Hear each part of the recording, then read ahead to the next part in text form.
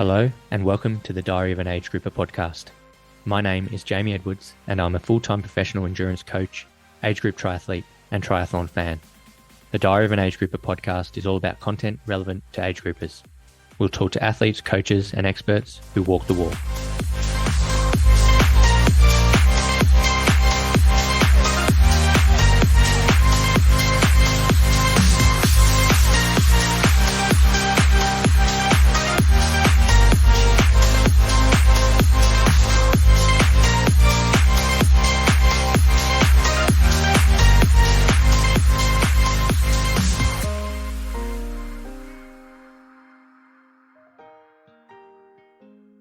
On this episode of the Diary of an Age Grouper, we talk to Clayton Fettell.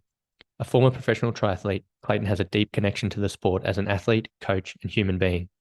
He has trained and raced around the world and been exposed to many different training and racing environments, which has helped shape him into the person he is today. Now, 5 years post-professional career, he is well and truly settled into life as a full-time coach, and a good one at that. We talk coaching philosophies, the art of coaching, swim, bike, run, strength training, and mental health, amongst other things. The passion for coaching and the sport in general is really quite evident. Grab a pen and paper and enjoy. This is the Diary of an Age Grouper. Clayton Fettell, welcome to the Diary of an Age Grouper podcast. How are you today? Well, thank you, mate. Thank you for having me. My pleasure. So for those who don't know who you are or your background in the sport, could you just provide a little bit of a brief history for us? Yeah, so my background is I was a professional triathlete from the age of 17 through to 32. My previous life, I was a water polo player and open water swimmer, and I had to make the decision which way I took my professional career. About grade 10, grade 11, and I obviously committed to triathlon, and I took myself over to Europe as soon as I finished school. In fact, I don't even in hindsight, I think I was quite vacant in the final 12 months of grade 12. But I took myself over to Germany and I set up camp with the Raylert brothers, which is Michael and Andreas Raylert. And for those of you that know the sport, they'd be two very familiar names to you. They've had Olympic history, World Championship credentials in both Hawaii and 70.3. So I call that period my apprenticeship, so to speak. It's where I've learned how to train really hard. And those guys were so hard. And we lived in Rostock up in the powerhouse of the East German athletes through the 80s. And I was exposed to some really tough training. And I spent 5 years there basically just training from 18 through to my early 20s. And if I didn't do that, I don't think I would have had a professional career, and I probably wouldn't have a professional coaching career either, because my sole focus there was to get faster and get better.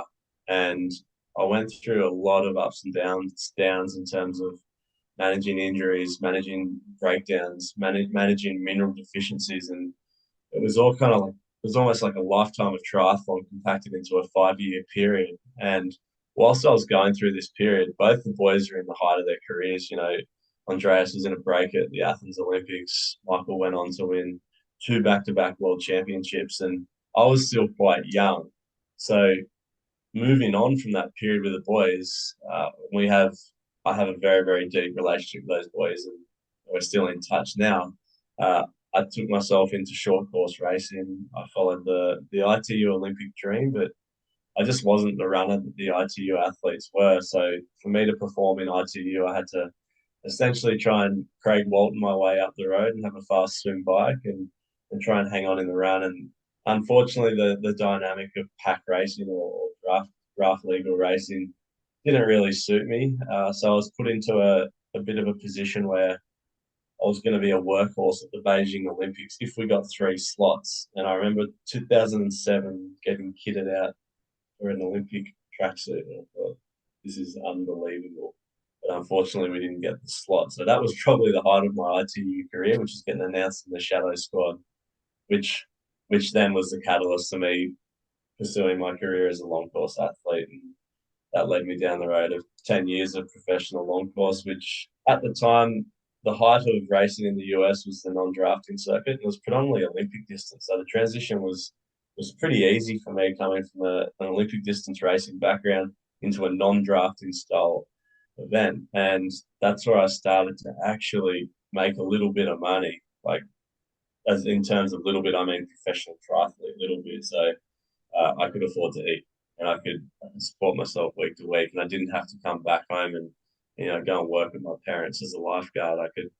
I was sustainable for that period for the first time in my life, and that was in terms of my racing career. That I'd say that was the highlight, which was spending those years based out of Boulder, Colorado, uh, racing similar type of athletes to me that were really quite good at the bike.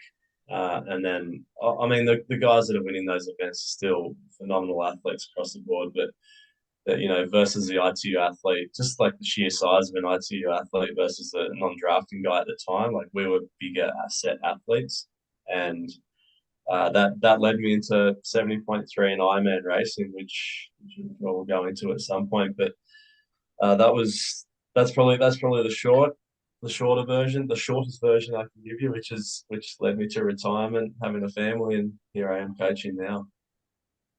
Yeah, okay. Well, thanks for that background. So, just a question I can't really skip over. Where did that drive from come from when you're 18, you just finish year 12, and you go over to Germany and set up camp with two of the best triathletes in the world, and you stay there for 5 years, and you say that's maybe the best lesson you could have learned in your apprenticeship, as you put it.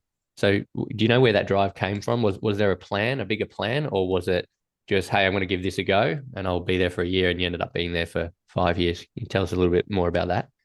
Yeah, so I was always fascinated by being a European-based professional athlete. In terms of which sport, I had two to choose from. I had water polo and I had triathlon, and I was at a point where I had a scholarship in water polo and a scholarship in triathlon at the AIS. And I I was actually going to go down the pathway of being a water polo player, but I ended up having retinal detachment. So essentially, that left me having major eye surgery in both my eyes. And I essentially couldn't play contact sport, or it was proposed that I shouldn't play contact sport. So there was a decision that was made easily for me, and I didn't really think much of it at the time. But mate, as you know how hard triathlon is, it would have been a lot easier wearing a robe around Barcelona playing National League water polo over there than moving to Rostock and getting my ass handed to me by a couple of the best German triathletes the world's ever seen. Yeah, okay, that's interesting. Were you ever tempted to go back to water polo, or was it off the table because Um, of the surgery? so my little brother made an Australian under 20 side, and he played National League. And water polo, we like my parents have run a swimming pool. They still run the same pool 30 years on. So we grew up across the road from the pool, and we're always water sports athletes. Uh, I loved water polo. I didn't see water polo training as training, so to speak. I saw it more of just enjoyment and fun. And I love the team dynamic of water polo. In terms of financially making a career from it, it's not too dissimilar to triathlon. It's obviously a niche sport, and it's hard to monetize yourself as a team player versus an individual athlete in triathlon. So uh, triathlon in those terms is probably a better prospect, and it was the better prospect for me. But in terms of wanting to go back and play water polo, I missed it every single year. I miss water polo, and 20 years on from my last game, I jumped in the pool 5 weeks ago, and I'm now 5 weeks into my first local water polo season here in Austinville, and I am really loving it. I love Monday nights. We play water polo, and on a Saturday we train, and it's all just with a group of guys that I actually knew growing up, and they're pretty funny. And it's funny because the first 5 years transitioning out of being a professional athlete, I just this will sound arrogant, but I felt like I just couldn't bring myself to that level of sport because my interpretation of being an athlete was high performance triathlon or just high performance anything. So to get in and play something or perform something for enjoyment didn't sit with me. And now that I'm here, I'm actually really enjoying it. I still like to win and I'm still ultra competitive, but if I lose, I sit on it for about 10 seconds and move on. Yeah, okay, that's interesting. So, aside from the water polo, what sort of training are you doing at the moment? How are you sort of staying fit and healthy? Mate, it's a hard one. I'm I train every day of my life. I'm just versatile with what I do. So I try to just block out periods in my day where I prioritize doing something. So something that actually sat with me that Lance Armstrong does to keep himself fit is two a day. So I remember him saying he does two things a day. He's 52 years old. He's pulled back his drinking, and it doesn't really matter what he does, but it's two sets a day. So he was doing gym, and he might go for so he's loading packs on and doing these pack walks. So he's still riding his bike, but regardless of of the stimulus, it's just 2 hours. Or oh, sorry, it's two sessions a day, and I do go off that 1 to 2 hour set. So if I can do that, if that's paddling a ski, if that's swimming, if that's playing water polo, if that's going for a run, I don't really mind. But as long as I prioritize doing my exercise, otherwise, we all know the repercussions of a retired professional athlete or even an age group athlete that doesn't exercise, that we're not the best people to be around. Yeah, it's a good point. It's a good message in terms of the lifestyle. How do you reckon you'd go in this 70.3? Today, Yeah, today. a little bit too long. A little bit. I don't. I think I've put on about 15, maybe more kilograms since I retired. I always ran myself super thin, and for me to be super thin, I'm almost 6'2", and I used to race at around 75 kilos, and now I'm pushing up over 90 kilos. I wouldn't say I'm fat, but uh, and I'm still exercising every day. It's just I have always been a bigger set guy, and water polo was probably for my physique would have been a much easier pathway.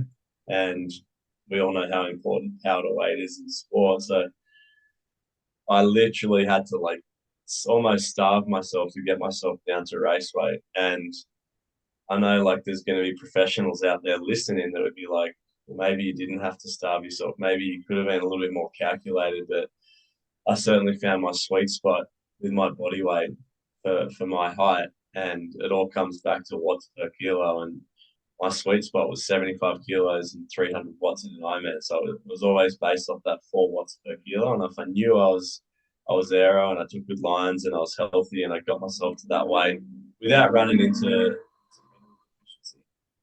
I could be pretty strong and I'd get off the bike with a lead. So that's something I've moved past, thank God, and I can enjoy a wine now with my wife, and I'll eat dessert if I feel like it. But the funny thing is, once I actually let go of all these restraints, and I allowed myself to, exercise for fun or to eat what I feel like, I actually didn't really have the same desire as when I had these strict rules in place. So I've definitely landed back at a more sustainable place in my life, but it's yeah, it definitely took a little bit of time to get Mm. So tell us about when you started coaching. So where in that sort of journey, that timeline that you described with, leaving the country when you're 18 and then all the way back to retiring when you were 32 or stopping racing in the professional ranks at least. Where did coaching come into the picture? there. So I started coaching because of the nature of mum and dad having the swimming pool. I was an assistant swimming coach when I was super young. So I think I was about 16. I think it was to be a swimming coach was similar to your elders, it was 16 and 9 months to be credentialed as a swimming coach. And I got my swimming accreditation when I was that age, and I started coaching at a really young age. But I actually say, like I was saying with water polo, I really enjoyed it, and I found it came quite naturally to me. I liked being up in front of people and explaining things and trying a message to people, and I probably learned how to coach at a younger age than what I give credit to. And it's not until I reflect back on my own coaching career, so to speak, which I only really did, 6 months ago, where I'm now aware of how early the coaching journey started for me. And I kind of dipped my finger into it throughout my 20s. And again, that was just to financially support myself as an athlete. I'd come back and just do some swimming coaching at mum and dad's pool, and, I'd make my $5,000 or $6,000, and then I'd disappear for upwards of 6 months again. And that's $6,000 I would, try and draw out over the 6 months, which gives you an idea of what I used to live off as a pro. Um, there was my first year that I came back with. I think I came back with the same amount, so I broke even. I was about 24, and I thought I was Michael Jordan coming back on the flight. I couldn't wait to tell mum and dad that I had $6,000 in my bank account. That was a little bit of a milestone in terms of my professional career. The coaching really took off, I'd say, later into my 20s. I started working with a few good guys, like literally just a couple of guys that I was training with. And I found I was, without being an over the top training partner, I found that I was suggesting things to these guys that I knew worked for me or didn't work for me. And I was going to almost play more of a mentoring role, even though we were all kind of coached in similar stables or coached in a similar fashion. And I realized the reward that I was getting from doing that was almost similar to the reward that I was getting as an athlete. And I remember Gilesy, my coach at the time, Grant Giles, saying, "Mate, you're going to make a far better coach than athlete."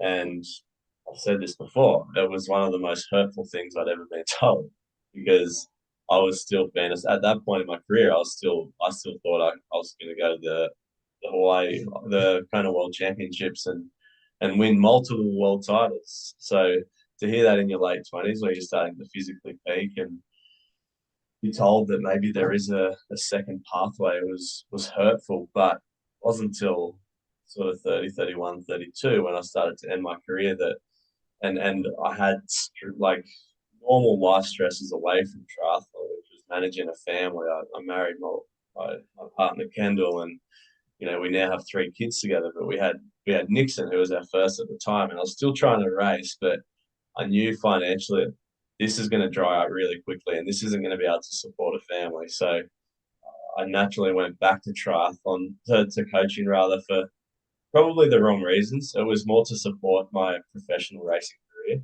And I got another year or two down that pathway, and the training component, or the professional athlete part of me, was pretty much dead. And the motivation to get up early and go and train myself every morning wasn't there. The motivation really came to coach, and I started to grow my stable at sort of 31, 32, which is when most guys are, going to Hawaii and starting the 5-year journey, 6-year journey they spend at Kona. This is going back to my period, not now, where the guys look like schoolboys and they're young. So the decision came at WA in 2019. Remember, a few months leading into the Ironman, I just wasn't enjoying my training. And in fact, I despised training. I didn't want to do it at all. And I was loving my coaching. I remember being about 100 Ks into the bike. I just got dropped by Brownlee and Apo. And I was just like, I want this ride back. I'm over this. And Burks came through, and lucky he did, because I jumped on with Burks and we had a bit of fun. And it was just like a training day. Burks and I trained together for years. And I got off the bike. I was like, oh, I'll go to a marathon. I've never done a sub-3 marathon in an Ironman. Obviously, always struggled with the run. So, but in my mind, when I got off the bike, I'm like, this is going to be my last triathlon, and I need to finish with a sub-3, and I'm going to do a fast time. So I went and ran a sub-3 at WA, and I did an 8:12, which was my fastest Ironman, and I literally put a bow in it that day.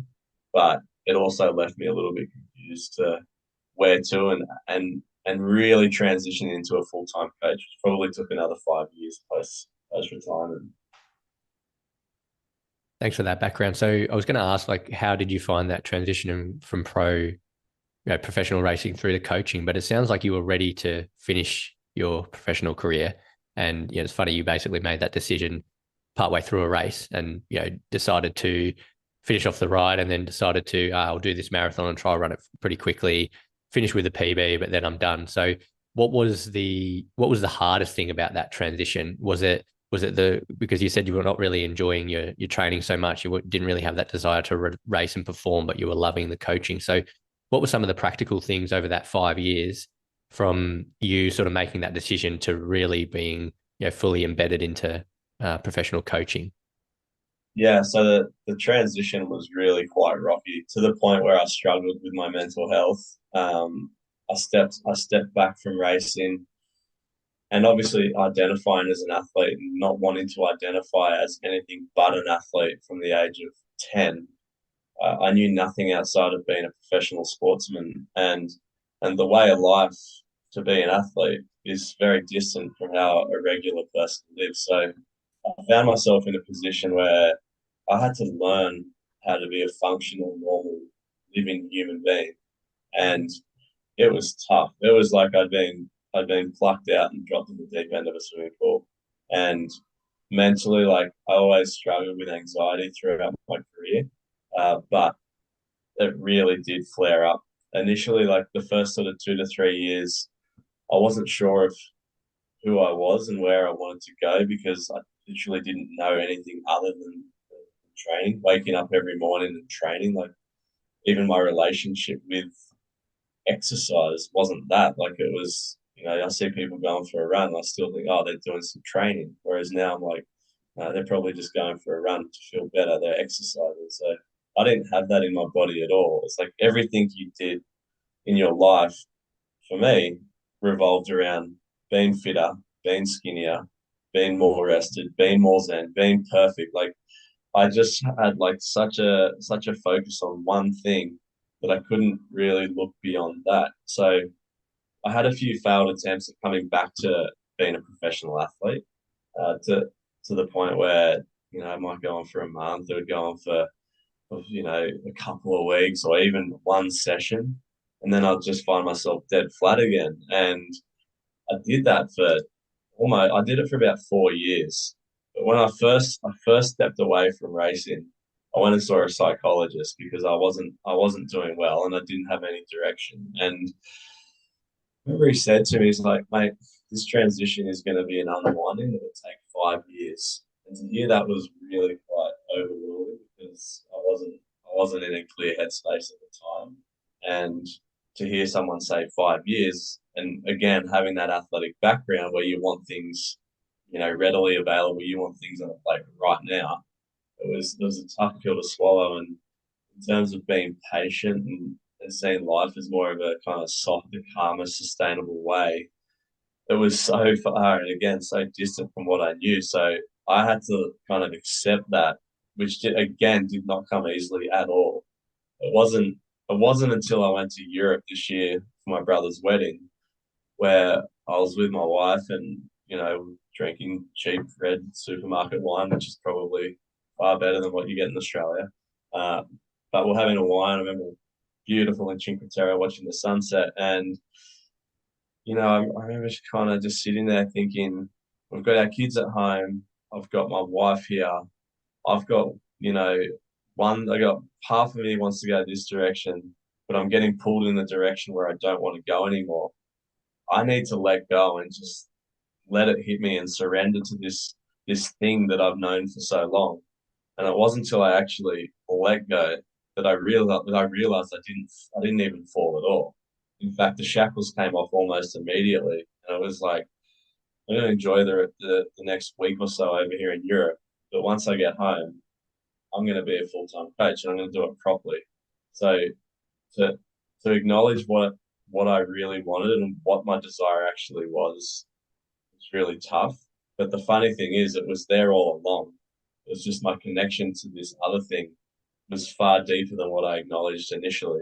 It was an identity, not so much connection. So to rip that off and to progress with my life, it was a really really tough transition, and now it's left me in a position where I'm completely interested and fixated by life transitions, and I've started reading things on transitions in life, and we all go through different phases, obviously, and I'm sure a lot of the listeners probably understand this from their own perspective, but that was my first major life transition, and change isn't easy for a guy with anxiety. I like things to be organized, to be routine. I like to know exactly why I'm doing things. So to let go was really, really hard. It took me 4.5 years to let go.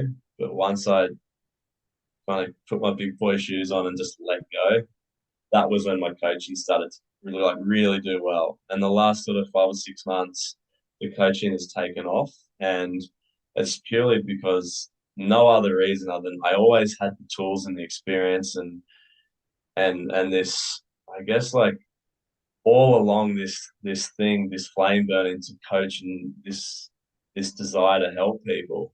Um, my oldest brother he's got cerebral palsy, so I've always watched how he's struggled and kind of navigated life, but to his credit, performed so well. But being his younger brother, it's inbuilt in me to help people, to watch out for people, and to be empathetic towards people. And coaching is such a great place for me to be. It's almost like psychology without the depth or the complexity of deeper things that I don't really want to investigate. So it's almost, as you probably know, Jamie, it's like life coaching, but it's also, there's so many facets that we have to address as coaches. That's what keeps me so engaged, and that's why I can see a long term future in it, because I'm so I'm so interested in it. Every single day, I'm like, what can I learn about today? It's like, wow, the sport's progressed. Where are these hot spots? Like, I'm looking at the European coaching models at the moment, and as an Oceania coach, like, other than swimming, we're not performing too well. Like, our female soccer team on the international stage are performing really well. We have a few areas that are performing well, but in terms of triathletes, the Europeans are killing it. You look at the top five at world champs, from age through the pro. There's a very heavy European contingency, and what, like, looking at where these coaching models are coming from, I think we have to be versatile as coaches and make sure we don't get stuck in, the typical go hard or go home Aussie training mentality, because it just doesn't float anymore. If you want to be a successful triathlete, you have to look abroad, and there's never been an easier period to look abroad and see what these other coaches around the world are doing. So I guess the long-winded question answer to the question is, I'm now at a point in my life where I'm really open to being better. I've definitely transitioned into a similar sort of, it's very coaching. It has its similarities, but it's also the opposite end of being an athlete yourself. You have to give yourself to your athletes, but the focus is similar. Where I was previously looking at the best athletes in the world, I'm now looking at the best coaches in the world, and some of the best coaches in the world are athletes that I actually race. So it's pretty cool, and there's definitely a community of coaches out there that I've had history with as an athlete. Yeah, well, there's a lot in there, obviously. So again, thanks for sharing. But I find it very interesting. Just going back to the crux of it is that you were drawn to coaching from a young age, and it was sort of embedded in you. And you spoke to a couple of reasons why that might have been the case, but it was still a hard transition. But it was less about moving away from being a professional athlete and racing, um, and becoming a coach, and more about like the fact that you're holding on to that identity of being an athlete, and sort of not knowing how to do that, which is, again, it goes beyond coach versus athlete, and it goes deeper into who you are as an individual. So yeah, very interesting. Off the back of that, when I've heard you say that before, that coaches has often said to you that you would be a better coach than you are athlete, and you initially took that as offensive, but you've come to realize that it wasn't meant that way. It was actually meant to be complimentary.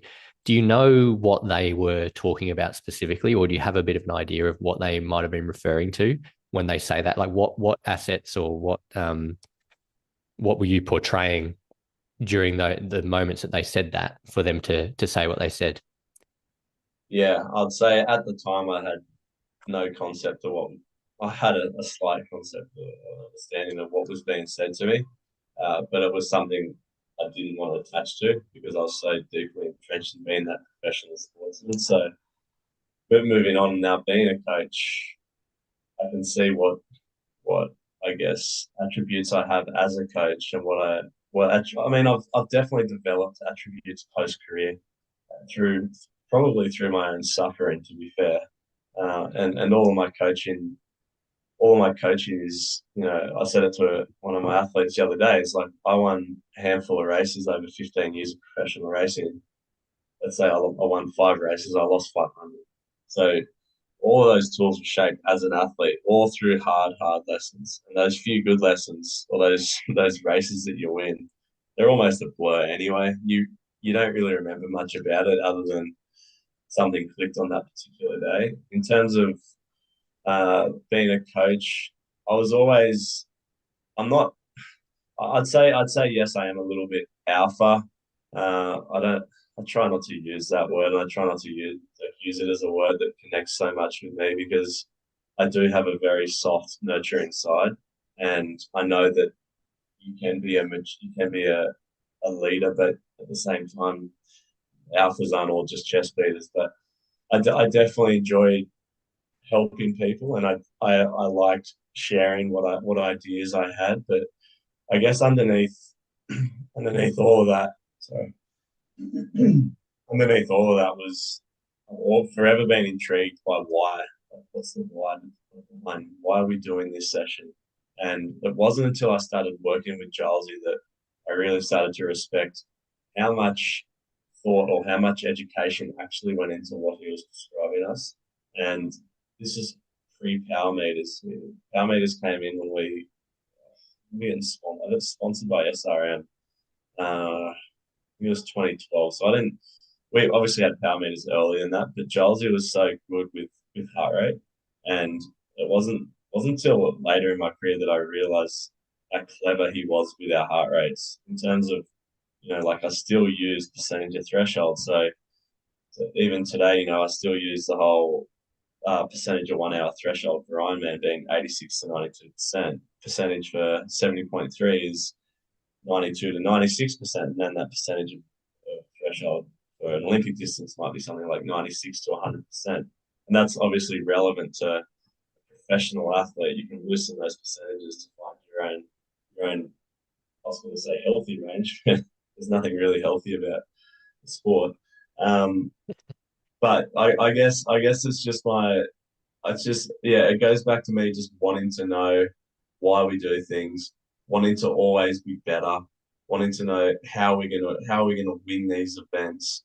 That I like to have clarity on the prescription that was being dealt out to us by our coaches, and I guess because I was standing up in front of people at a young age as a 16-year-old coaching potentially athletes that were in fact older than me, that I became comfortable with delivering a message at a quite at a very young age because I've I've overseen I now help people become coaches, and one of the hardest things for people is to speak clearly and speak loudly and deliver a message that the athlete understands.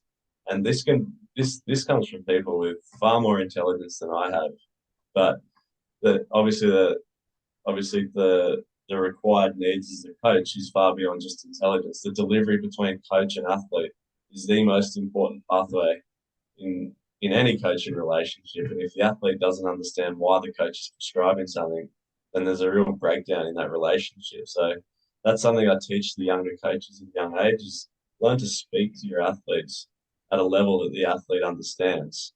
So that can go either way. It can go from delivering a message to a 16-year-old that's not really engaged to a 45-year-old highly intelligent person that's completely engaged. So you have to learn to work with different athletes, and that was something I was doing very very young. And I always worked with different types of athletes as well. Like there was water polo swimmers, open water swimmers, triathletes, and I was completely fixated in love with it. And I guess having that versatility in different types of sports helped me love the whole aspect of coaching. Um, and it hasn't. In fact, that light is more a light now than ever. And I do coach some athletes outside of triathlon because I genuinely love it. And it's financially, that's not what motivates me to be a coach. And you talked about being really driven as an athlete and, just tunnel vision. Do you have coaching goals? Like how you used to have athletic goals or racing goals, whether that's placing or a certain time or that, holding your forwards a kilo on the bike and that's the shape you need to get into. Do you have your own coaching goals and things that you want to achieve as a coach? Or does it come back Yeah, to more, like what you said, just helping an individual and just playing whatever role that requires for any given athlete? yeah, I absolutely do have coaching. I mean, that's changed over the years as well through getting back to my own personal struggles, that's completely changed. And it wasn't until I started to go through my own shit that I guess I started to have more empathy towards people of all walks of life. And I started to coach, and I was more willing to coach people that wanted to finish a triathlon, sprint distance triathlon, people that wanted to, learn how to run and run at a sustainable amount, 3 or 4 days a week. So that part of coaching never came across as coaching to me. That's just more of an exercise program. But I realized it was relative to that person. And the reward that you get from coaching someone who just wants to get a little bit healthier or wants to implement training or exercise into their life, it's the same relevance as, Reece Lawler wanting to break the Australian record. And and I guess the change in lifestyle is almost more profound for a non-athlete than what it is an athlete to make those life-changing shifts. And that's something I've enjoyed the last 12 months and something I didn't think I would ever really explore. But in terms of high performance, I do have like a lot of really good top tier age group athletes at the moment, which I'm really, really enjoying the guys and girls. I'm really enjoying coaching because the funny thing is the male age group athletes that I'm working with are doing the same sort of numbers as I was doing as a professional. So the numbers all come really quite naturally to me. And and the girls are actually training differently to how the girls were training when I was an athlete, which which also fascinates me because again, it's like I need to look at what not just Brett Sutton's doing. It's like, oh, I need to look at what Clues is doing with Chelsea. Like there's so many ways of coaching different types of athletes, and I really love that. Um, and that's the reward system that gets triggered as an athlete, as a coach now rather than an athlete. Whereas beforehand, it was just win, win, win, win, win, be the best, be the best, be the best. And to win and be the best, it's really, really hard. Like for me to win, I had to starve myself. I had to train more than anybody. Uh, I used to put these boundaries in and around my life that were, you know, not sustainable in the slightest. And I remember Ronnie Shieldnick, a Swiss guy, saying to me once, you shouldn't do anything that you can't sustain for more than 2 years. And now I hear that, and now I deliver that to my athletes. But when he said that to me as an athlete, I'm like, sweet, I'm going to do something that I can only sustain for 6 months because you're not prepared to do that. So I'm going to beat you. So that that cutthroat, win at all costs, I've definitely loosened, but it's still ingrained in me, and I am very much still performance driven. But I also have a handle, I think, on what normal kind of is in our life. Uh, Something I don't think including myself, have a handle on. But the reward's the same. Like if for me, it's like I want to get myself to Hawaii, and then I hear someone say, "I want to be able to run to the break wall and back." It's like I can respect someone's dreams or someone's desires, and it's about the the principles are the same. It's like they have a goal. We work backwards from the goal. What does the plan look like? Like it can be quite structured, and I wrote a post about this morning. It's like, what's the greater detail of that desire or that goal?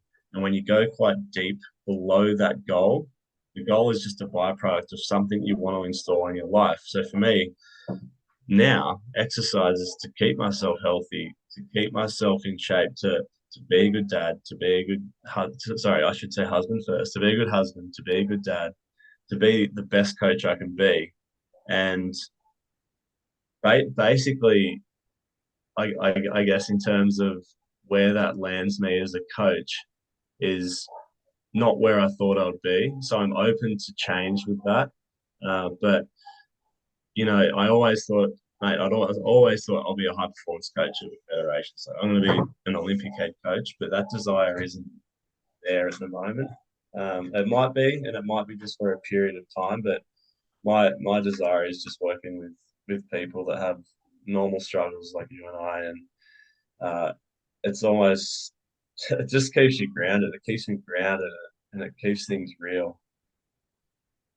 Yeah, well, it's perfect for the Diary of an Age Grouper podcast, so that's good. I was going to ask you about your philosophy, but I think the last couple of sentences there probably encapsulate that. So I was gonna. You've mentioned a few times, sort of looking around and what do other coaches do? What are other methods? Like, what are the Europeans doing? But obviously, you've got a bit of a system and a formula, if you like, that kind of works for you. So, how do you get that mix right of going, hey, those age groupers are doing really well, or what is Dan Plu's doing with Chelsea Sudario, and how can I apply that to my high performing female athletes versus going, hey, I've got some stuff that really works here and a good way of doing things. How do you get that mix right? How do you juggle and balance that?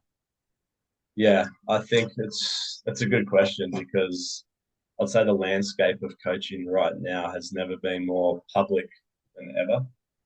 We've got access to Strava, training peaks, athletes, and coaches are both releasing data that we can openly see, and we can see how these terrific results come about. But if any athlete tries to go and replicate what Abo did to win world champs or what Chelsea did to win a world title, like you're going to fall up short. So that's the art of coaching.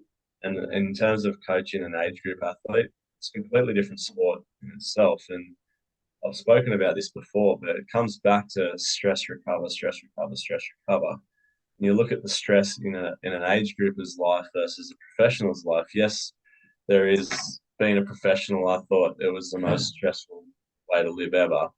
But now I have 3 kids, I have a job, I got a wife, I got a mortgage. There's stress outside of being an athlete that I never had. And once you actually start managing that stress on top of being the athlete, that's really hard. And that stress, whether it comes from being, a high-powered businessman or woman, or being a dad or being a mum, it's still stress that's going to affect the way that we recover as an athlete ultimately. Sorry, as a person ultimately, but firstly as the athlete. So I say to my athletes all the time, it's like, Jamie, you can't just go and be Jamie the sportsman in the morning, go and work at 8 to 14 hour shift and then try and sneak a session in the afternoon as the athlete again. That stress load's acquired and you're carrying that stress. And as we know, it compounds, compounds, compounds. So I try and track athletes' levels of fatigue beyond just the training peaks metrics. Training peaks metrics are really good, and heart rate does give you an indication of where your fatigue is landing. It's a little bit vague, so it is good to pair it with something else. When I first started coaching, it was Excel spreadsheets and people's interpretation of fatigue or tired or stress was completely independent up to the athlete. So pairing it with something now I find highly advantageous. And it wasn't something I was open to until I started having my own stress outside of being just a professional athlete. But I really got a good handle on what managing training and being a normal person was all about. So in terms of, I guess, going back to the philosophy, like the philosophy and how I coach and having access to other coaches is I read what these coaches do and I listen to podcasts. Podcast for me is just such an easy method to learn. And again, that was something we didn't have. It would have made a lot of bike rides a lot easier than sitting in the wind thinking about shit a lot easier. But with that information, it's about kind of reading through it and then sifting through it and taking a few grains of salt from that. And then I'll basically implement that into how I prescribe my workloads. So, like I've obviously gone and I've acquired my coaching certificates and etc. But most of my learning comes through my experience. And now moving forwards and making sure I don't become a stale coach and I'm not keeping up with the times, I'll basically just grab things from other coaches or other athletes that are along the way and then implement that to each and every individual. Um, something I found really different to how I used to prescribe was I used to just go that really heavy volume, and obviously that affects so many different areas outside of being an athlete, but a person, and sleep deprivation with how much time you actually have in your day. But all of my guys that have gone sub 9, not one of them I don't have in the gym. So like previously, I wouldn't even use a gym, but going back 18 months. And what we did for Reese, we brought the gym in, and it worked. And the reason is like we don't, as age groupers, we don't have, you know, 16 to 20 hours a week to sit on a bike and just do volume. So you have to obviously, you might still do 10 to 14 hours for the lucky ones, but you need to go and stretch your legs in other ways. And I always found it interesting that you can go and ride 200 k's and not get sore. You go and do 10 squats and your legs are sore. So that's something I've introduced. It's something that definitely works, but it's all everything I'm working on now comes back to triathlon is so much more than just swim, bike, and run. And if you unpack those things beyond the swim, bike, and run, that's when you'll start getting the results that you're looking for. Okay, so acknowledge what's stressful in your life. Acknowledge what you're not doing outside the swim, bike, and run. Like you need to look after your body and start at the ground and work your way up. Is your body completely functional, healthy, and working? Am I resting well? Are my relationships good? If you take care of those things, the training will take care of itself. And the byproduct of that is the results generally flow. So I think it's important for coaches to go to those deeper, darker places with an athlete. And as you know, mate, like it might take a little bit of a longer term relationship for athletes to really open up and go there. But I find once that open chain between athlete and coach is flowing, the results just bang, there they are, there they are. And it's like, what did we do differently? It's like, well, Reese and I went for breakfast at shelter a couple of times that month, and we openly spoke about shit that was happening in our lives outside of swim, bike, and run. And the swim, bike, and run kind of was just happening. And I listened to my athletes. That's something else I do. I listen to what the athletes are telling me. And most of these guys and girls are pretty clever people, and they've done their own research. So it's another source of education for us as coaches is to listen to what your athlete is actually telling you. So having those intimate face-to-face connections with your athletes really are the answer to, I think that the answers are right there in front of us. It's just, I guess for me as a coach, I want to make sure that I'm not like pighead and it's like I know best, because reality is I don't. What I'm good at is being somewhat open to other ideas and making adjustments and not second guessing those adjustments, because I know there's a million ways to skin a cat, and there's athletes out there that are proof of that. Yeah, for sure. There's so much in that. I think going all the way back to the why and why are we doing something, but also how that applies to the athlete themselves. And then you talked about filtering the information for athletes, and a lot of them are very intelligent. They are engaged as well. The communication is just a massive one. Having that open communications and building a long-term relationship, and that goes both ways for both coach and athlete. And yeah, you talked a lot about it. And what I was thinking was just integrating the training into life and managing the overall stresses.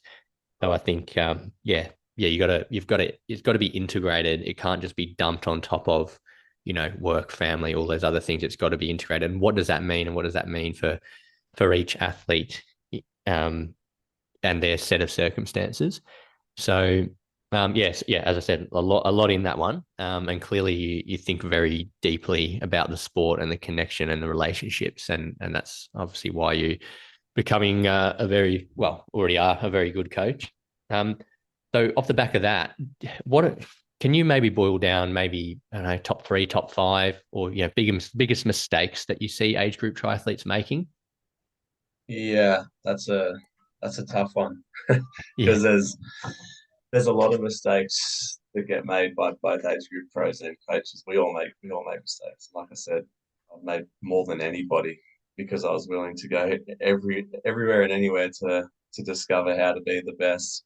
Common mistakes initially for me as a coach that I saw in athletes was no no periodization. So I saw a lot of athletes trying to, age group athletes in particular, trying to target events all throughout the year. Clayton, I want to be strong from January through to December. I want to qualify for Kona. I want to qualify for 70.3 world champs. And I might do ITU worlds as well. The sports progress far beyond that now. And you can't just be like a decent baseline fitness at 90% year round and tick those boxes unless you are a clear outlier. Even as an outlier to go and perform at a world championship, I guarantee you're not going to win those championships anyway. So that's something I started to implement with my age group athletes was periodization and targeting particular events. So always, I mean, it's most people should be doing it. But it's targeting 3 events in a calendar year, and having that pyramid set up where you'd say January, for example, now, like if you're targeting, we're in the Oceania, so if you're targeting 70.3 Aussie champs, which is Geelong this year, right now you'd be starting to do your base. Like most of my guys that are doing Geelong at the end of March, they're ticking over their training. They're in the gym. They've got the option of riding a mountain bike or a road bike. There is a little bit of flex in the program up until the new year. Then you'll go into a different phase. But everything is building towards having your first peak in, say, Geelong, which is in March. Off the back of that, you might let your form drop back down, and then you might peak again for the second time around, say, Port or Cairns. And if you're a Kona focused athlete, you'd have a break, Kona being the end of October this year, or Nice being a bit later as well. Is you'd come down off the back of those mid-season races, let your fitness go a little bit, and then you'd start your climb again. And you never, I guess this leads into the next thing, is you never replicate a training block, which is something I see a lot of age group athletes doing. It's like they'll go and have this set routine where if you have I mean, a set routine's good if you're happy just to be kind of mid pack, or even like you can have a routine you can perform quite well. But if you want to go and perform and you want to find out how good you can be as an athlete, you need to think beyond just going and, I do my swim on Monday morning, then we do a group run on Friday afternoon. And they follow that same routine. It's the same prescription of sessions every single week. Yeah, you're going to have decent shape and probably have good bone density. Like there's probably a lot of like really positive things that you can take away from that. But I see it so often. It's like, what does your weekly schedule look like when someone starts up with me? And they'll send me through their Monday to Sunday, and it hasn't changed for 5 years. And they're not athletes are disappointed as into why they can't crack and get to that next level. And it's when you start looking at what their week looks like in and around that schedule. And a lot of the time, mate, you'll see, a hard session on the same day as a shift worker has a 12-hour shift, and then they'll try and do something else that fits in at night. And it's like, well, that routine might work with your triathlon club, but it's not working with you as the athlete. So building a program in and around your lifestyle and not trying to fit that in and around what the club is doing, I think is really important. And I'm not saying like you have to have a coach to do that, but you might have to look at, what your life looks like, and does that session serve you? And getting back to that whole stress theory, are you acquiring stress going into these sessions, and are you absorbing the session? Probably not. That's my second point. And then the third would be not training to your age, which is something that really interests me. So when I first started coaching, I was really good at sort of 30 to 40-year-olds, and then I've lately, I guess in the shorter term, I've started to get really strong results from sort of 40 through to 60. And the reason being is I started learning a little bit more about the aging body and the requirements and how you can, increase testosterone growth hormone recovery off the back of say like running, for example. Um, and most 40 to 50-year-old guys and girls are working pretty long hours. They're in their earning capacity prime or peak of their life. So there's a lot of stress beyond their training, and something that I've brought in is that gym component, and spacing between your running is a big one where, like I learned this from Mike Cherney, is one of my guys that just went sub 9 at WA. He's the senior partner I was talking about earlier. But what we learned was, and I learned this through dealings with his physio and dealings with Mike directly, is these are two smart guys I have the opportunity to be working with, because that's how coaching is. If you're open to it, there's some great people to learn from. And Mike's physio said, mate, with his age, because I do like prescribing pretty long run sessions, like upwards of a marathon, sort of with a fairly chunky bit of tempo in it. But obviously, you can't do too many of those in a block. But let's say Mike did 3 or 4 of those, he's like, if you're going to prescribe that type of workload, there needs to be like pretty heavy absorption or long absorption periods. He shouldn't be touching running shoes for 72 hours off the back of that. Off the back of, say, 30 kilometers, we're looking at 48 hours plus. Off the back of even 20 Ks, you're looking at 36, 48 hours. Off the back of even a 15 to 20K run for an aging body or someone with a lower bone density, you're looking at still 24 to 36 hours. So I actually reduced the, not so much the load that I was prescribing my older guys and girls, but just the spacing. So the frequency I reduced, but the volume, in fact, in some cases went up. So that's a big pointer. Is if you do have, if you are sorry, if you are getting older, don't try and train how you train when you were younger, because it's completely different. And start nurturing your body as it is aging. But do know, like, there is aerobically adaptation all the way through till we die, which is something I find very, very intriguing. You can be 80 years old and you go for a walk, you're still going to get an aerobic conditioning adaptation. With the gym, it's more maintenance, like you do your gym. With the spacing, it's a little bit of damage control. It's making sure you're absorbing it and you're letting the recovery on a musculoskeletal level happen. Because if we do delve back in and try and run on the top of a pretty heavy breakdown, that's when we run into issues with stress fractures, whatever. Um, so be mindful of that. Try not to train as a 30-year-old. If you're not 30, train as the age you are. But yeah, I guess it's the gist of those 3 points is you need to build a program specifically for you and your circumstances and the athlete that you are. Yeah, again, so so much detail in there, which is great. But ultimately, it can be summarized by that word specificity, which is often thrown around a lot as a bit of a throwaway term, but you can kind of see the detail and the thinking that goes behind that. So what I was getting from, yeah, probably the first 2 points is I think a lot of people chase consistency. And I always say you've got to be sustainable for it to be consistent. But that doesn't mean you're just doing race build to race build or exactly the same stimulus week in, week out for 14 weeks in a row leading into a race. So it doesn't have to be exactly the same. And an interesting point about, trying to replicate.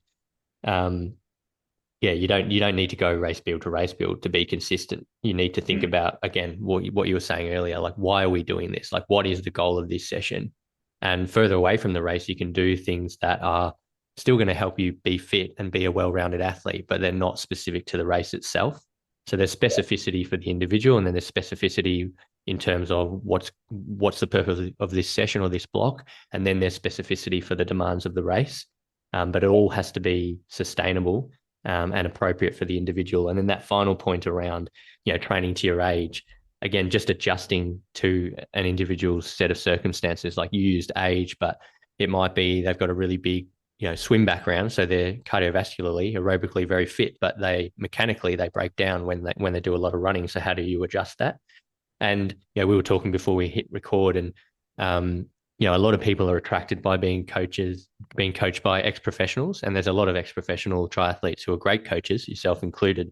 But there's also, one of the criticisms I've always had is, like, they might only know one way, and doing it the way that they did it, and then that can translate into athletes. And your point around, athletes that have been in the sport for a long period of time or have had a break, and not just trying to do what they did last time or last block or last time they were a triathlete. So these details all come together, and could be summarized as specificity. But again, what is the thinking that goes behind that, and what is the application for any given athlete and their particular set of circumstances? So um, yeah, very good. I don't know if you have anything to add on that after my thoughts. Yeah, I agree. I'm actually working in not just age, mate. You just touched on it. Like, you have a swimming background, but and a sort of cycling background. I have a guy I'm working with at the moment. He's definitely a watch this space. He's got the professional cycling background. His cardiovascular system is phenomenal. He's I told you about his thresholds before we jumped on the pod, and his numbers are through the roof, and numbers I have never ever seen before in terms of Ironman racing. And I'm working with professional athletes, and I've trained with guys that are very, very good professional triathletes, Ironman athletes. And this guy in particular has numbers beyond what I've seen. So, in terms of the cardiovascular, it's phenomenal. His bone density isn't there yet. So, what you find quite dangerous is with that sort of background is this guy can go out for a ride, and he's done it for years and years. Same, you go for a swim. He's a good swimmer. He has a little bit of swimming background from when he was younger, but he goes for a run. Cardiovascular system is not stressed at all, but the musculoskeletal system is stressed, and the damage that's being done is it's hidden until something flares up, which happens really, really quickly.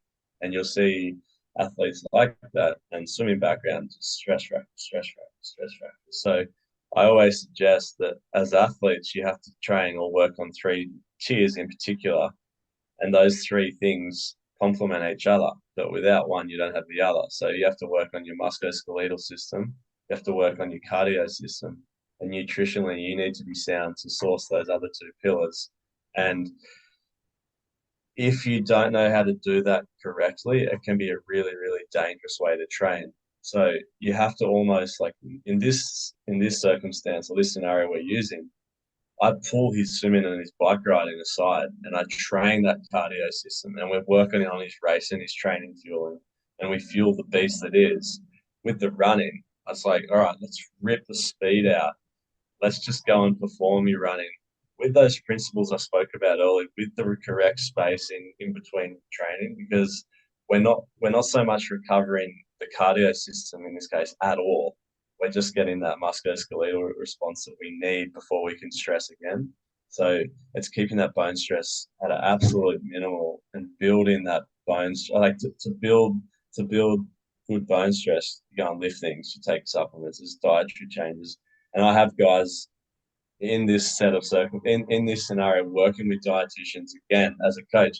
I'm looking outside of what I know to someone who knows more, and I'm again given the opportunity to learn from how to build bone stress, or how to build the reaction, or how our bones respond. And the bone density is improved by being patient, but training that area as an individual. So it's really, really hard for people that have crazy fitness like this guy does, but he's getting there, and it's completely intriguing. And not just him. This is just one scenario. So you can work with 10 people. They all have their own set of unique circumstances. And, they all have different sporting backgrounds or no sporting backgrounds.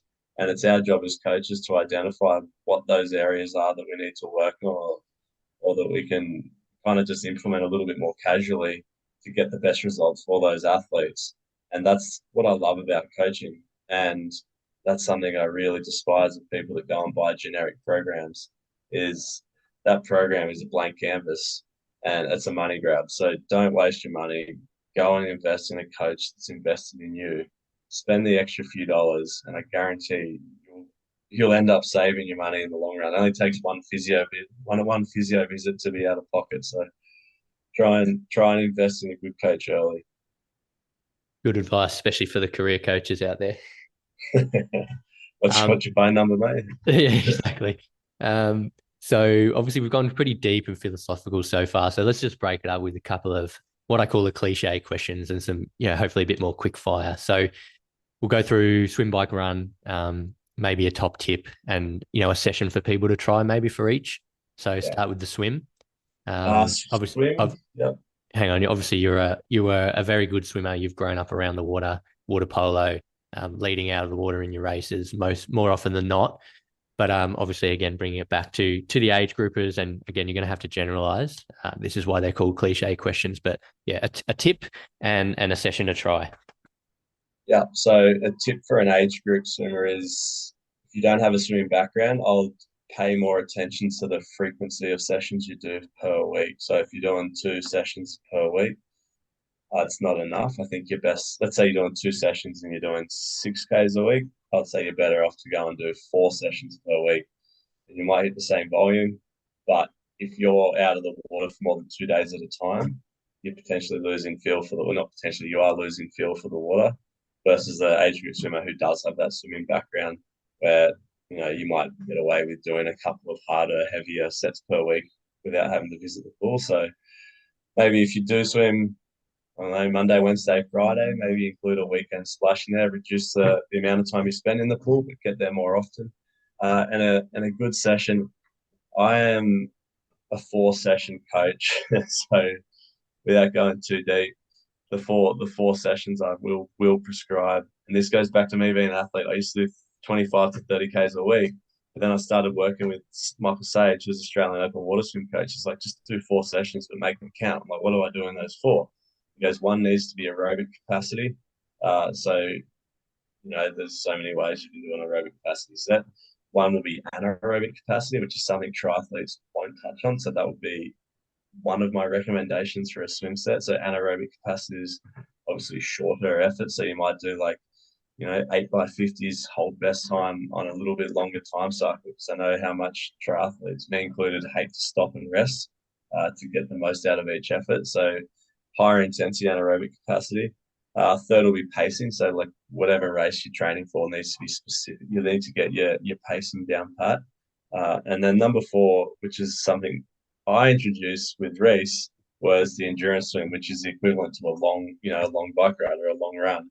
And again, that was his idea that I introduced because I listened to my athletes. So if you're not doing a long mundane endurance swim per week or an anaerobic capacity swim, I suggest you do. Endurance swim can be, 4K. You can go and do 4 1,000s in the open water. You can go to the pool and just literally stretch it out and have long periods where you're just swimming without break, because that's obviously what you're doing in racing. It's very, very specific, and not many of us do it. Yeah, that's great. And as you're going through, I'm happy to say that I do those. So my coach and I've got that. So we're ticking those boxes, keeping You Clayton happy. you you're doing it now. Now, just joking. Yeah, Um, I'm starting this week. yeah, yeah. Good luck with it. No, that's good. Yeah, frequency, and then if you can get to the pool 4 times a week, that's the hierarchy, or they're the priorities. And then Yeah. I think, yeah, the session example is good because that is something that not many triathletes do, but also it's how it fits in, obviously. But so that's a swim. Same for the bike. Top tip from Clayton Fettell, and a session for us to all try. Yeah, so top tip would be to spend money on a good TT position. I see a lot of horrible positions where athletes are very, very uncomfortable. And something I've spoken about just recently is the muscular support required for the ultra superman position versus the skeletal support required for a more conventional, not old school, but a more sensible position, which is obviously more sustainable and suitable for Ironman. So don't get carried away with how aero you look or how aero you might be in a non-pedaling practical position. Find some comfort, find some speed with comfort, and work with a professional and keep on visiting that person. If you're happy with your bike fits, keep on going back and working with them, and you'll get to a point where you can just refine, refine, refine. And the position changes. So if you haven't had a bike fit for some time, I suggest you go and get one done regularly. Uh, we used to get done all the time. Like I used to get done sort of 2, 3 times a year. And obviously you get new bikes, so you're always tweaking. If you do change things, be aware that just changing a saddle, for example, does change the saddle height. Obviously, there's gaps that you miss between one rail and a different seat, and a different rail height between the actual seat bone and the rail. So be mindful of that. Work with a professional. In terms of session type, it still blows my mind that there's not many well, there is a lot of athletes still do strength sessions, but the foundation of our training was aerobic and strength. So strength endurance when we were growing up, it was just that typical heavy gear, shallow grade climb where you are going like 6 to 8 minutes of that 50 to 60 RPM. Everyone knows it. A lot of people I find at the moment are forgetting or choosing to forget about it and avoid it. Uh, Again, getting back to the sub 8, the sub 9 guys that I'm working with, they do it weekly. So you don't have to go and do 6x8 or 6x6. There is obviously we do have ways to stress the strength system now with Zwift that we didn't previously have. But I would be making sure that you are working on the again. This is dissecting from I was saying with your run. This is dissecting from the cardio system. You're stressing your legs and you're getting that strength adaptation through your legs a lot more than high intensity session on the bike. So work on your strength, complement it with gym if you have time to do gym, because that's the most gains I'm finding at the moment is strength paired with gym is getting my guys riding very, very strong, which in turn makes them good runners as well. Yep, good. So bike fit and do your strength endurance work, do it properly, do it regularly. They're the bike tips. Yeah. Run, top tip, Mate, I'm still trying to session to figure the try. run out. We'll No, skip over this. Clayton yeah, doesn't know yeah. how to run. Well, the funny thing is, I'd say I'm a better run coach than anything because I spent so long trying to be good at it. So I know so many different ways to run, but the run I put back to consistency more so than the other two. So the run, if you can consistently be running for a long period of time without that breakdown or injury, you're going to be a better runner. So I have a few of my older guys again that I was talking about. I've reduced their frequency back to say like 4 runs per week, and their volume sort of sits around 50 to 60 k's. But we're doing it for literally like 11 months of the year. Whereas beforehand, I was trying to ebb and flow their running a little bit and bring them up for the event. I'm also use the bike and the swim to really, like I said, push that fitness. But I find consistency with your running is the most important thing. So find a safe level where you are consistent. Know that once you have that really solid foundation of running in your legs, you do have a little bit of room to move. Listen to your body because if there is a niggle, you do have to get on top of it quickly because that obviously incurs a really long breakdown. In terms of training, the most beneficial thing that I had as a non-runner, and I saw guys like Burks and Reedy getting a lot of advantage out of who are obviously more pedigree runners than I was a lot of back end running. So really simple stuff where you might go for a 90-minute run and you warm up really, really slowly. You might warm up, super slowly. And the last 30 minutes, or even the last 30, 40 minutes, you might do it, say, upper end zone 3 or Ironman pace. And the adaptation you get from that is big. Like, you go for a long run and the feeling you get after like 70, 80, 90, 100 minutes, you're really fatigued. You can feel your legs. That's the response you want. And that's why we put that period off the back of those sessions to make sure you absorb it. So I would say if you are just doing your long runs slowly, maybe look at adding a build component to the back end or adding like a longer period of like sustained pace to it. Because if you do have that recovery period off the side, off the back rather, it is a safe option. And mentally, yes, you do need to come up. So you might not do it every single week of the year, but it is something to consider as you build towards your race. Yeah, it's another one where it's that specificity of running pre-fatigue. So you've got 70 to 100 minutes in the legs, and then you do some work. And then overall, we're just again talking about that consistency, but not doing crazy volume, but doing consistent volume consistently. So as you said, 11 months out of 12, and it might be different numbers for different people depending on their goals and their abilities or their ability to cope with the loading. But that's what consistency looks like in real life. Yeah. Now we have to touch on strength because obviously you've talked about it a lot. Often I'm asking, especially the athletes that come on, do you do strength and what does that look like? You're clearly a big proponent of strength training.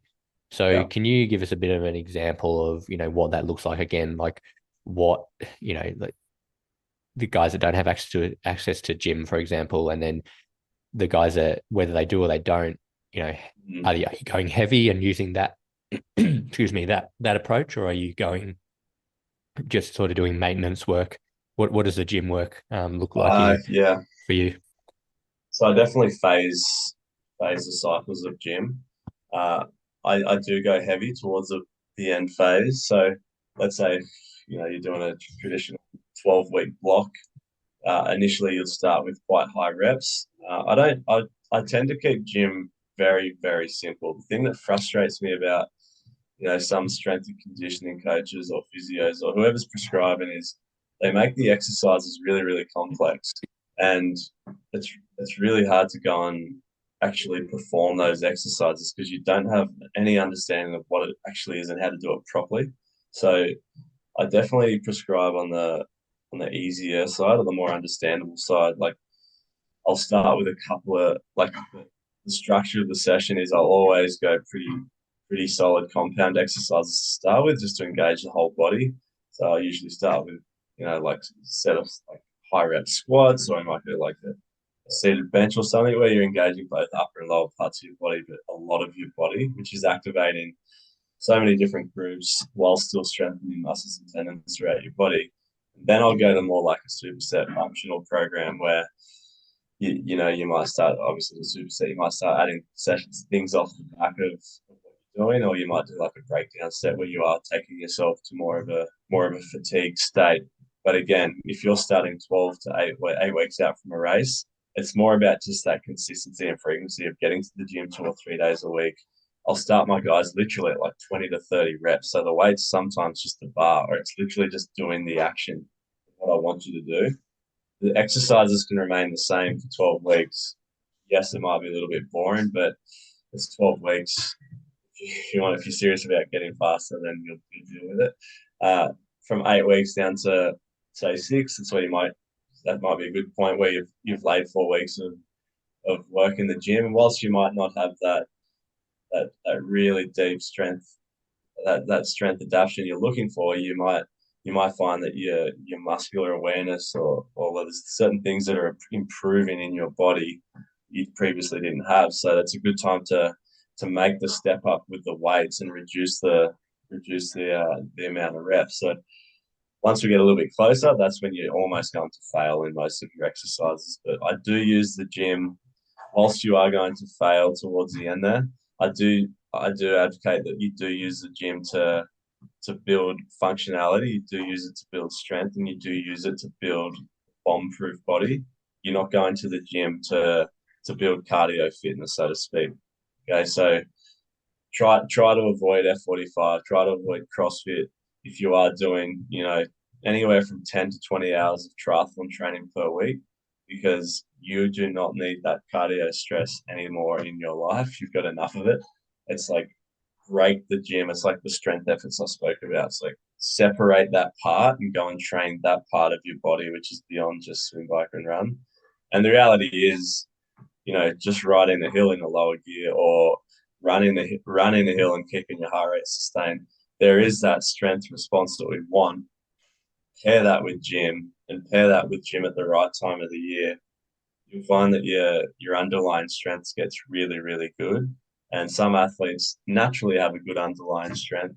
Some athletes naturally don't, so they have to work on it. But I find that the guys that sometimes there's this hidden underlying strength where I'll see the weights they're pushing through, like, wow, that's really strong. But the problem is, he might be 100 kilos. She might be heavy girl. So it's like I need to actually just pull a bit of weight off them. So that's when I might reduce the training speed and just get the athletes just to safely pull a little bit of weight off to unpeel and unearth the beautiful power to weight ratio that I'm forever looking for.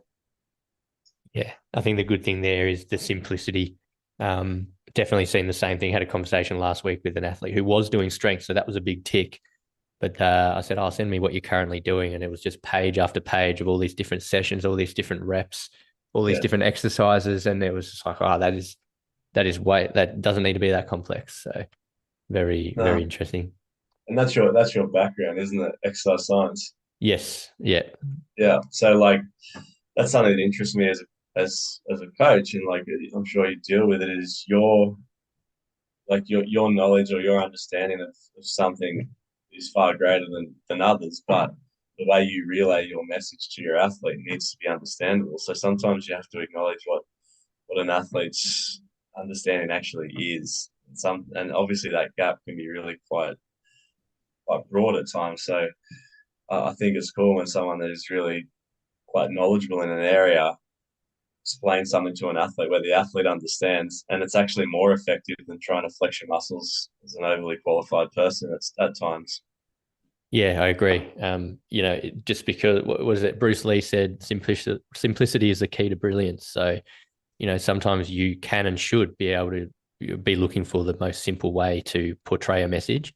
And that comes down to different things like how you deliver it, but also like going back to your comment around like what's the why here? Like what's the purpose? What's the intent of doing the strength? Okay, we're agreeing strength is good, but what are we trying to achieve in the context of this individual? And for the most part, with the guys we work with, it's how do you get faster as a triathlete. So Mm. it can and should be simple where possible. And I think that's where a lot of the really good coaches, like the best coaches in the world, they find a way to make it simple.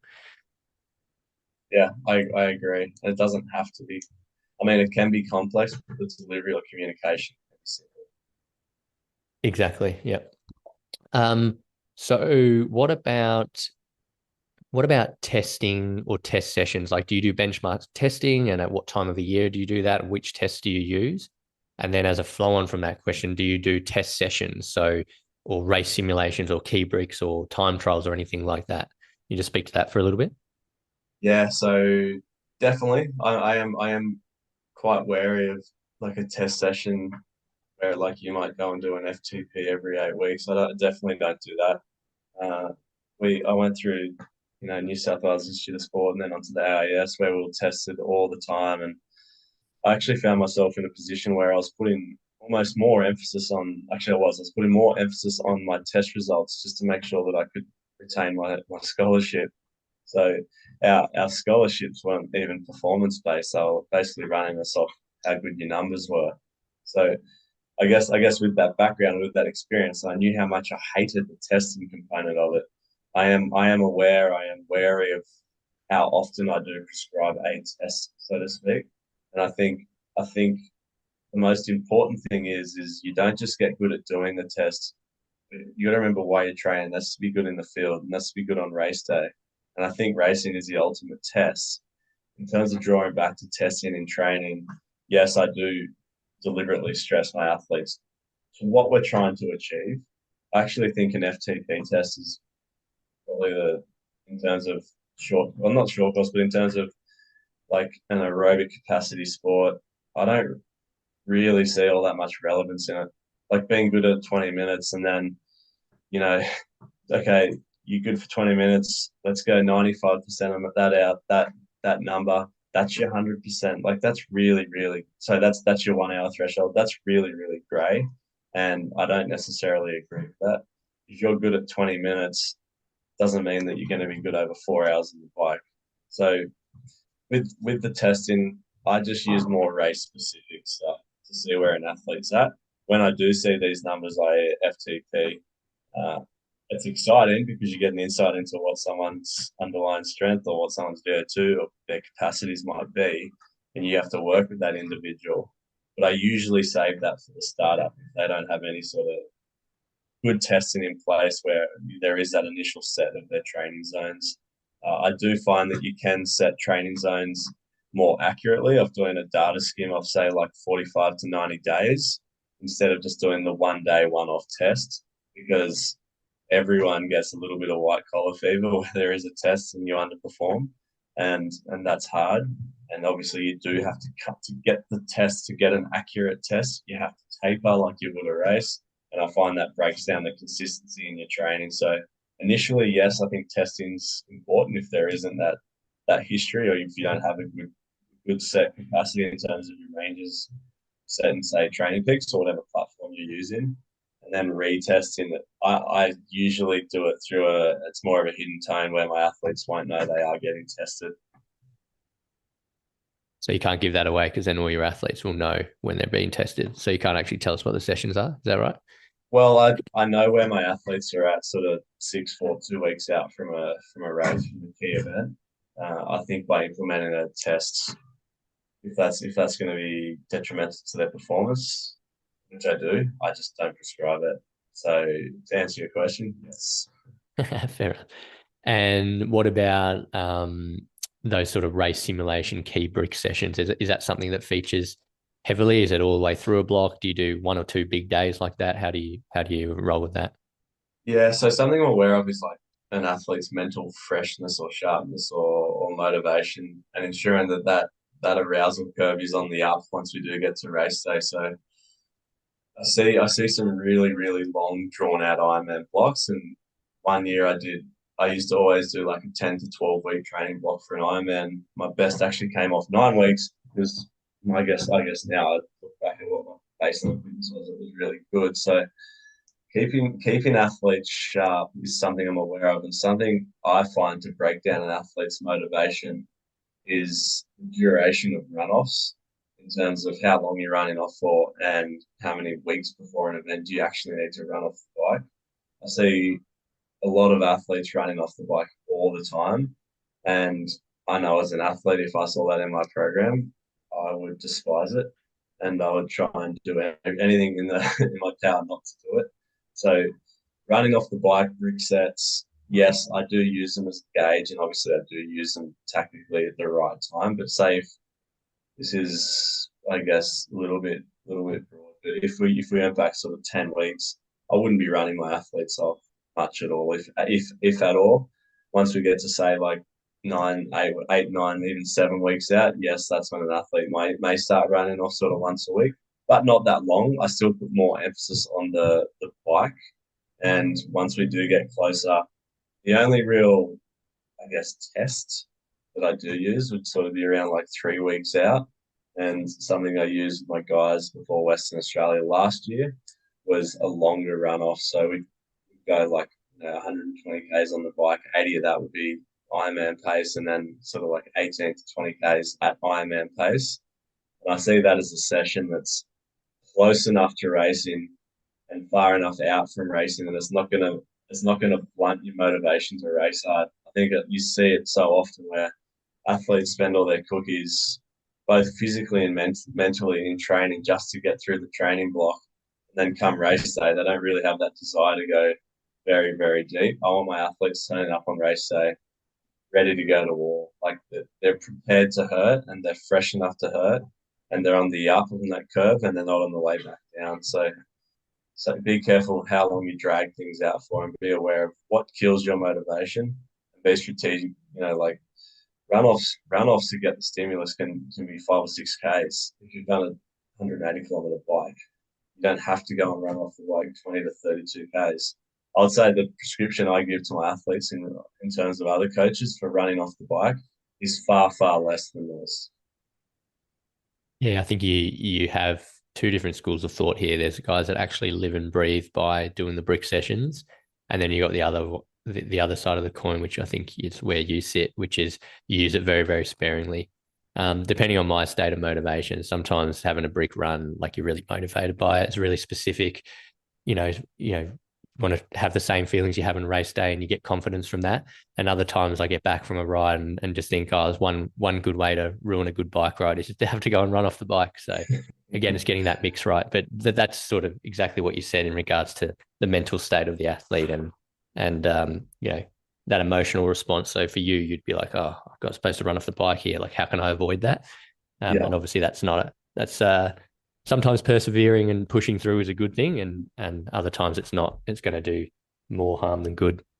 Yeah, I just don't think there's any real purpose in running off the bike slowly either.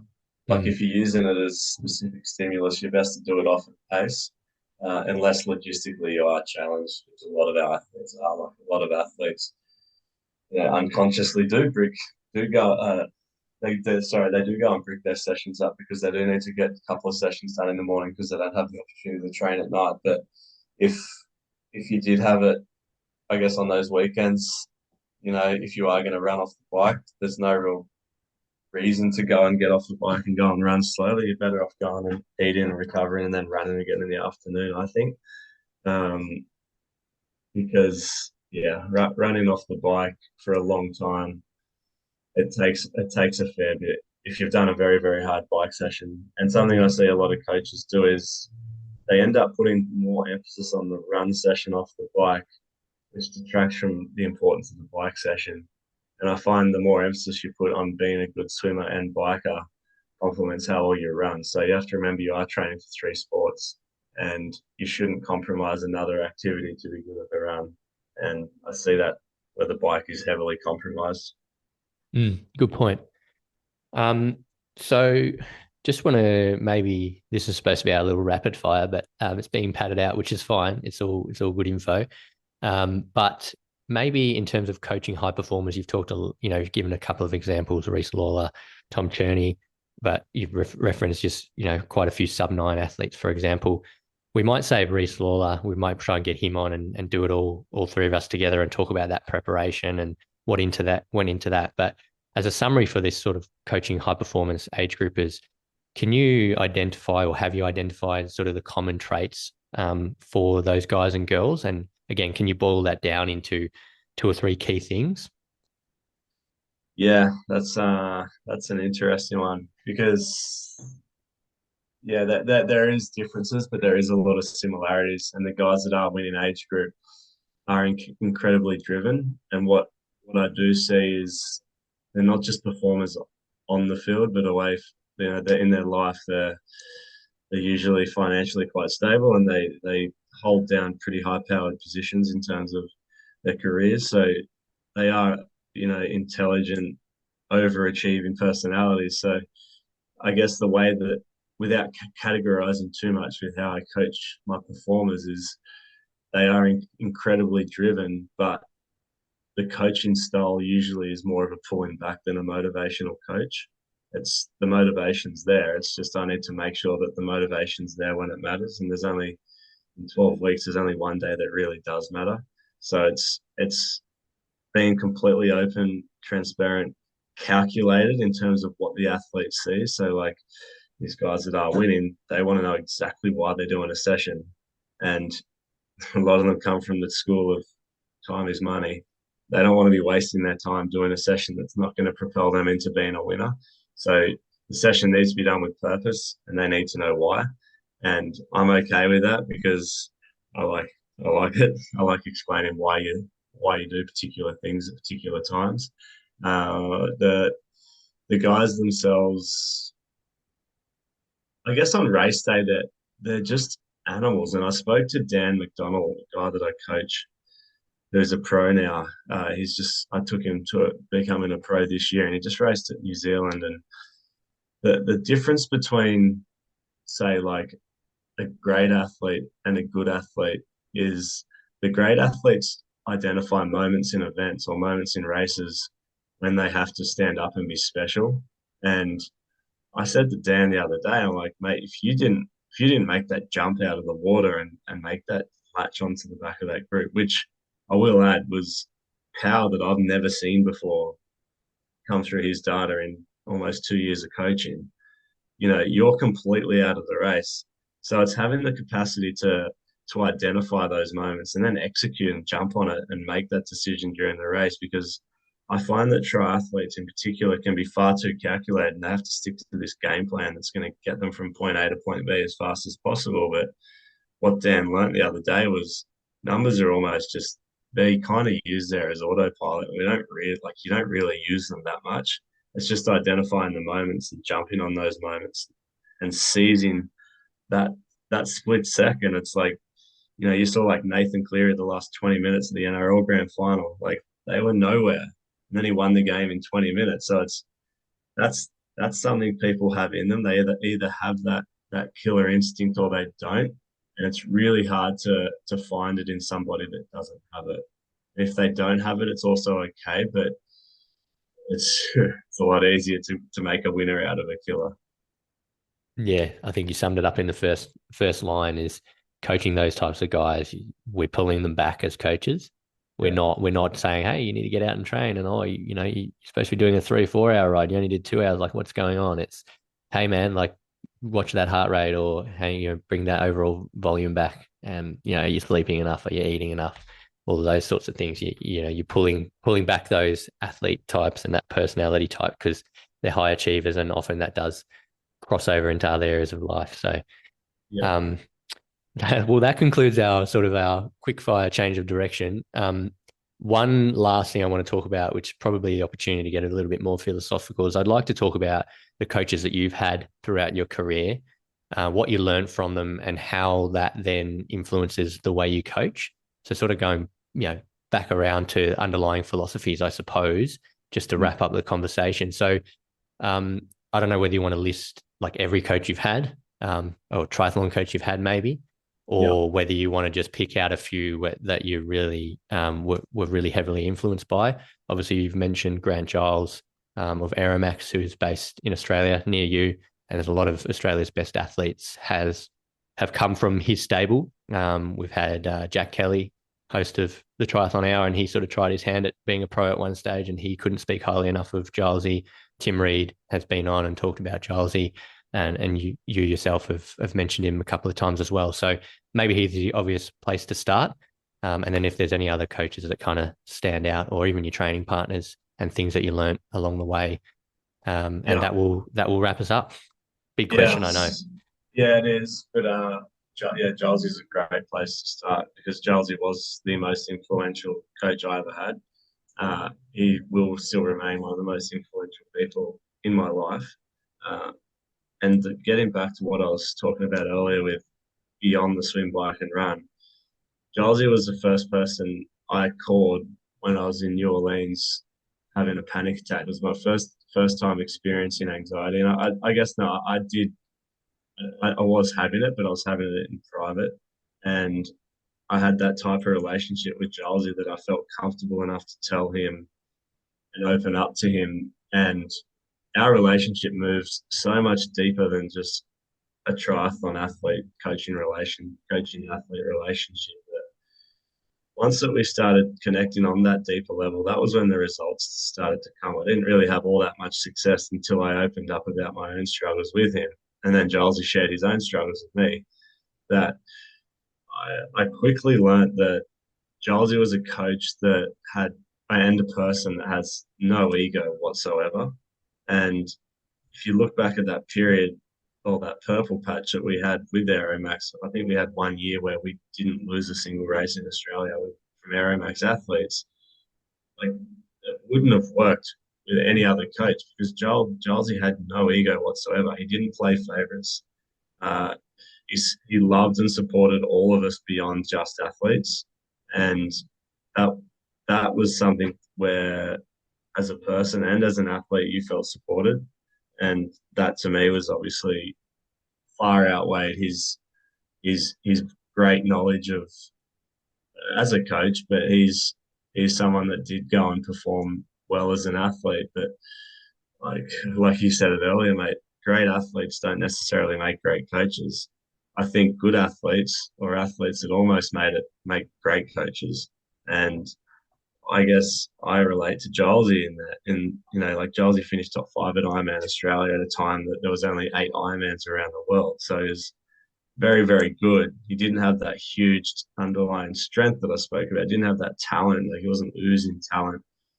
But guys like that figure out ways to get to the front of these races by being clever and and being curious and learning from the guys or learning from anywhere. Basically, just anything is educational to them. And Jolesy is a sponge.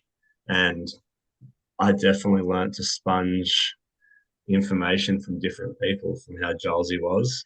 And Jolesy kept all of us, like Peter Robinson, 3-time world champion, Brad Carterfeld. This is our squad. Like Stixie, Stixie, like dual Olympian, Commonwealth Games gold medalist, under 23 world champion, Reedy world champion, Burke's won a million Ironmans, myself, Joey Lampy, Mitchy Robbins. Like the list was phenomenal. Like our training group was phenomenal. And the fact that there was never a blow up at training is unbelievable. Like you get a group of athletes like that to train together for 2 years and not have a blow up. I'd say it'd be very, very rare. And the reason was Jalsey brought this element of deepness and I guess love and calmness into our lives that we were young, we were all young chess beaters and we all wanted to be the best. And I think if you had a coach that was trying to coach and the coach made it about the coach or made Jalsey made it about himself, and it just wouldn't work. And that's something that I've taken from him is it's not about me anymore. It was for so long. It's about the athlete, and you can stand in the shadows, and you should stand in the shadows. And I use Wayne Bennett because Wayne Bennett's someone I've looked up to as a coach, and he gets the best out of these people. In fact, like you see Wayne Bennett working with so many athletes that come from really, really hard backgrounds, upbringings. He gets the most out of these people. And it's not what he does on the footy field, it's not what he does at training. It's what's done outside of that, which is what gets the result. So you're far more than a coach. And Jolsey taught me that. Whereas my interaction with all the other coaches throughout my life was about, the swim, bike, the run, the gym, the numbers, the lactic testing, which is great. And it's stuff that I've learned and stuff that I use now as a coach. But until you're willing to look at somebody like I do now, I look at an athlete beyond their athletic ability. I look at them as a person. I treat them as a person. That's when you really get the most out of an athlete and as a human being. And that to me is what is more important. And that's when you get the response from the athlete because I spoke about it in a podcast the other night where they were comparing Lawler's time to the record that just fell, and I'm still angry and defensive towards it. Even though Alex Ferensware did a great time at WA, I like I'm in a position where I'm like, no, nah, Reese was my athlete. I'll do anything to make sure that it's fair and square, and that's just the way I am. And Jolsey was similar, where he would do anything for us to win. But with that said, without contradicting myself, he also taught us that there's far more than just winning. And that's probably the most valuable takeaway because none of us cared about anything but winning. And Jolsey didn't give a shit. That's the funny thing. He did not give a shit about winning at all. And yeah, to say that to a group of athletes that were just like winning on a world stage that you have to win, that wasn't implemented into us at all. So it's getting back to what I said earlier, it's a byproduct. Yeah, well, yeah, that's again big. I thought it might go a bit more philosophical, but I didn't expect it to go that deep. But again, it's something that I've heard from like the other, other couple of guys I mentioned who have been on this podcast and referencing Gilesy and that group and that environment. And I think that speaks a lot. Like, is there any other coaches that you want to talk about? I think it'd be hard for anybody to follow that and just that glowing sort of recommendation. Yeah, But anything else that sort of stands out along the way? yeah. I mean, I did work with some really good coaches along the way. Gilesy was I spent the bulk of my career with Gilesy. I had some exposure to some very good swimming coaches. Like I worked with Dennis Cottrell. I worked with Craig Walton. Dennis, you know what? Like Dennis kind of he was hard. Like you had to earn his respect, and that's the swimming culture. Like that was the swimming culture in Australia. And at the time it worked. I don't know if it flies as well anymore. But I think there is a component of that that's important because at the end of the day, if you're trying to train athletes to be hard, you have to expose them to some pretty hard lessons sometimes. And there is a lot of athletes out there that haven't really experienced hardship. I mean, yes, most have, but there is some out there with a pretty lucky upbringing that they have all the ability in the world, but it means nothing. Like I don't know how many times you hear about like the athlete from Jindabyne that trained in the 25-meter pool that used to do 100 k's a week that didn't have any money, had to ride his bike to training. He's the one that, or she's the one that wins the Olympic Games. They're the Mm. ones that have that hardship, and I think sometimes coaches force their athletes into these hard learning lessons. And if you can persevere with that coach through those lessons where you think they're just an absolute asshole, you realize that they've taught you something. And Dennis was like that. And being exposed to someone like that was just so passionate. Like, again, he didn't talk about winning. He just spoke like he just prescribed a session and you beat a session and the passion that oozed out of the guy for swimming and swimming properly was beyond anything I'd ever been exposed to in the swimming pool. And that's why you get the most out of your athletes, because every single afternoon, all he did, or every day rather, twice a day, 3 times a day, was he just showed up and brought that passion all the time. And I think that's all we can do as coaches is every time you get on a phone call with an athlete, or every time you get to engage face to face with an athlete, is to bring yourself fully and to engage with that athlete. And you don't have to make it about winning. In fact, you should try and make it not about winning. And you'll find that that's what empowers the athlete. So Dennis definitely. I did have some other sort of federation coaches, but I guess Michael Raylert, who was a training partner slash coach, I learned heaps from those guys. They were hard, and looking back at their career, they probably needed a coach in their own corner. To be honest, they were still. I thought they were old, sort of mature, wise heads, but I was 18, so they were probably only mid to late 20s. I was still young guys. And I remember going out for a session one time, and it was a 5 hour ride, but it was always fast. It was, 180 Ks or whatever. And it was a competition who could not drink any water. And that shit happened all the time. And it was Yeah. like, we'd go and do the swim set in the morning, it'd be 5 or 6 Ks. You'd shake hands with the coaches. The coaches just sit up there and eat croissants and wave to you. Like, they don't give a shit. And then we go for a ride. And so the boys would make a challenge. Like, oh, we're not eating today, or all right, we're gonna go out and turn around and do this fucked up bit of road just because it's hard and it's gonna make us better. And then you wouldn't drink, and then we'd get off and go running in the forest, and there'd be a 3K loop. And I remember one day in particular running this forest, and Michael and Andreas were side by side. And you hear about these Goggins stories, but like this was like real life Goggins stuff where no one knew about it. It was like we must have been 30 kilometers into an hour or 1 hour run, 30 Ks into an easy 12K.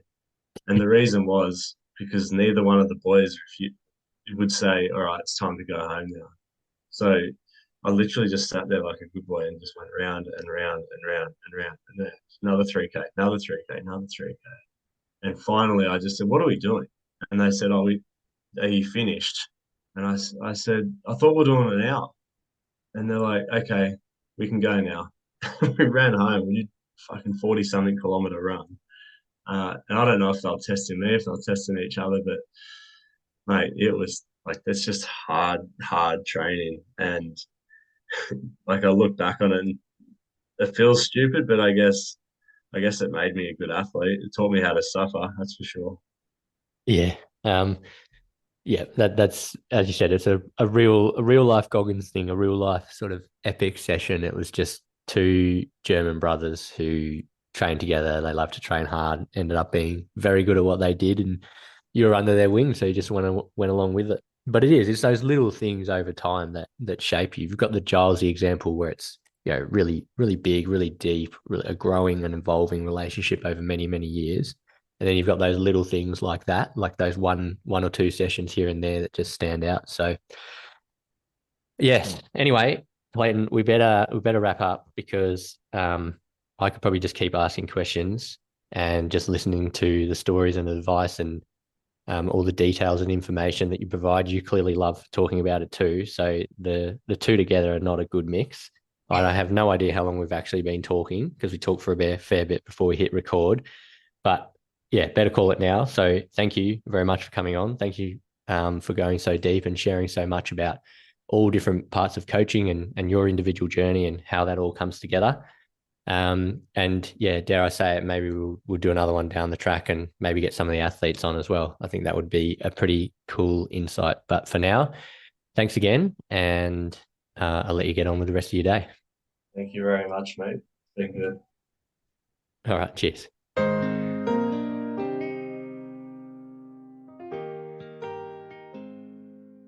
Thanks for listening to the Diary of an Age Grouper podcast. If you have any questions, feedback, or ideas for future guests, please contact us via the Diary of an Age Grouper Instagram page. Alternatively, you can email info@jetcoaching.com.au. Don't forget to like, comment, share, and subscribe.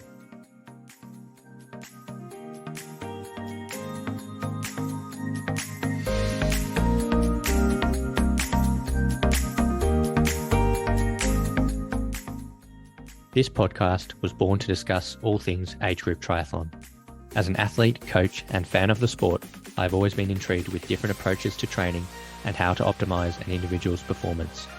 We will speak to athletes who perform at a high level, as well as those with an interesting story. We will speak to coaches with a vast array of experience, and also experts in various fields. We want to sift through what the physiology labs tell us, as well as what we see the pros doing, and take the lessons that apply to us. This is the Diary of an Age Grouper.